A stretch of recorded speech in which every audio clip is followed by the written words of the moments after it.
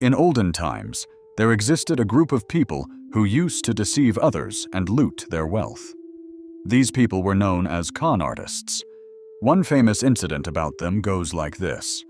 A villager was returning home after buying a goat. 4 con artists saw him and planned to trick him. They positioned themselves along his path at some distance from one another. As the villager walked ahead, the first con artist approached him and said, "Brother, where are you taking this dog?"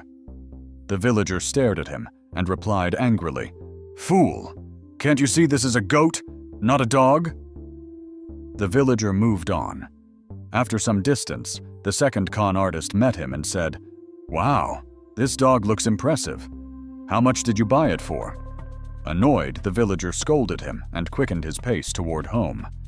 But ahead, the third con artist was waiting and said as planned, "Sir, where did you get this dog from?" Now the villager began to feel uneasy. A doubt crept into his mind. Could it really be a dog? Confused and disturbed, he continued walking. Finally, he encountered the fourth con artist, who delivered the final blow and said, "Sir, will you feed this dog grass?" At this point, the villager completely lost his senses. His doubt turned into certainty that it was indeed a dog. Terrified, he abandoned the goat and ran away. Thus, the 4 con artists succeeded in stealing the goat. Our society today is also under attack by a new kind of con artists, the con artists of faith.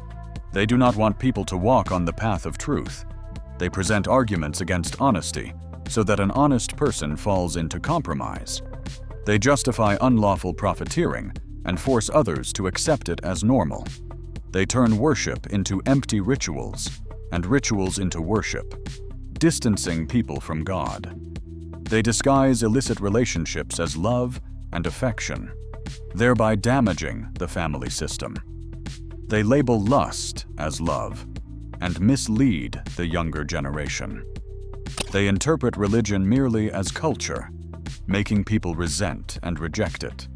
These are the modern devils of today's world. They do not appear in ugly forms. Instead, they come dressed in suits and boots, posing as well-wishers. To protect oneself from this situation, a righteous believer must adopt 2 measures.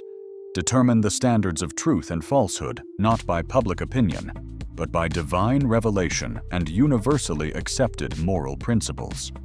Recognize these devils and do not give importance to their words. Otherwise, one's fate will be like that of the villager who